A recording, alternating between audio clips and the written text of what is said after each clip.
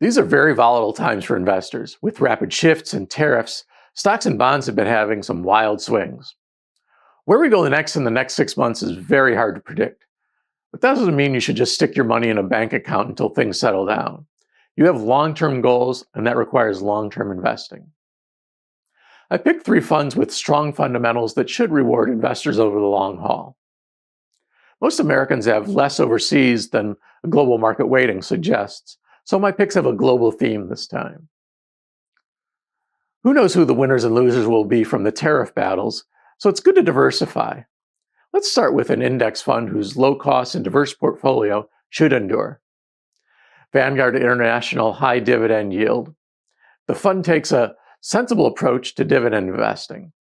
It tracks an index that takes the higher yielding half of dividend stocks outside the US, but then it weights them by market cap rather than yield. The highest yielding stocks also tend to have high risk because the market is implying that their yields are not sustainable. By instead weighting by market cap, you lose some of that income, but you gain stability. We rate the fund silver.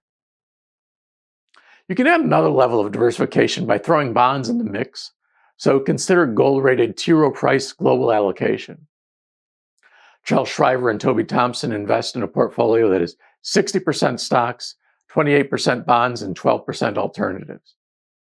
The money is farmed out to an excellent array of portfolio managers.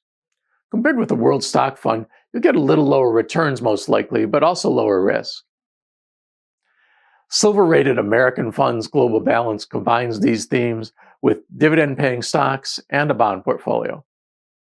American Funds makes great long-term holdings because they have deep pools of managers and analysts.